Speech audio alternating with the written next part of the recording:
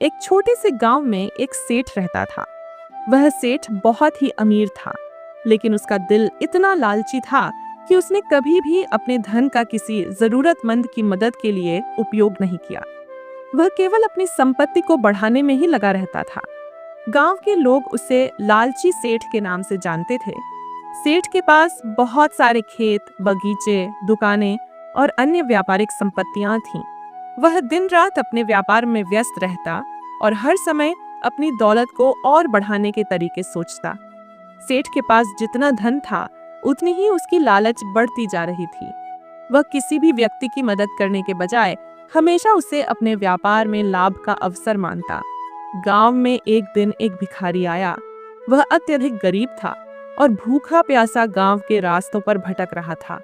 उसने सेठ के पास जाकर उसे अपनी दयनीय स्थिति बताई और एक रोटी मांगने की विनती की। सेठ ने उसे जवाब दिया, तुम्हारे पास कोई काम क्यों नहीं है? अगर तुम मेहनत करते तो मुझे तुम्हें रोटी देने की जरूरत नहीं होती। भिखारी निराश होकर वहां से चला गया, लेकिन उसकी आंखों में उम्मीद की एक झलक थी। कुछ दिन बाद गांव में एक बड़ा व्यापारी आया। उसका नाम रघुकांत था और वह बहुत ही समझदार और मेहनती आदमी था। रघुकांत ने सेठ से एक बड़ा व्यापार प्रस्ताव दिया। वह चाहता था कि सेठ उसकी मदद करे ताकि दोनों मिलकर एक नया उद्योग स्थापित कर सकें।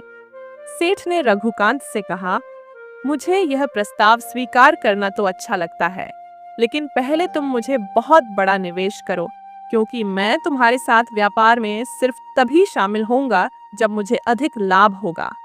रघुकांत ने मन में सोचा कि यह आदमी कितनी बड़ी गलती कर रहा है। उसने सोचा कि अगर सेठ की मदद की जाती तो वह उसे और भी बड़ा फायदा पहुंचा सकता था, लेकिन सेठ के लालच के कारण रघुकांत ने उसे अपना प्रस्ताव स्वीकार नहीं कराया। कुछ समय बाद गांव में एक तूफान आया और उसका असर सेठ के खेतों और संपत्तियों पर पड़ा। कई दिनों तक मूसलाधार बारिश के कारण उसके खेत बर्बाद हो गए और उसे भारी नुकसान हुआ। उसके व्यापार में भी मंदी आ गई। अब सेठ के पास कोई रास्ता नहीं बचा था। उसकी बहुत सी संपत्तियां बिकने लगीं और उसे अपनी दुकानें और बगीचे बेचने पड़े। गांव में फिर से वही भिखारी आया जो पहले सेठ के पास मदद के लिए गया था। अब उसकी हालत पहले से कहीं ज्यादा खराब थी। वह जानता था कि सेठ को मदद की जरूरत है। भिखारी ने सेठ से कहा, क्या आपको अब भी मेरी मदद की आवश्यकता नहीं है? सेठ शर्मिंदा होकर उसे देखता है और कहता है, मैंने तुम्हें पहले मदद नहीं की, लेकिन अब तुम मेरी मदद कर सकते हो। कृपया मेरी मदद करो।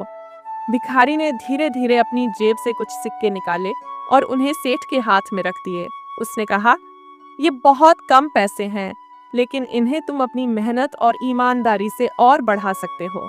याद रखो, अगर तुम्हारा दिल अच्छा हो तो भगवान भी तुम्हारी मदद करेगा।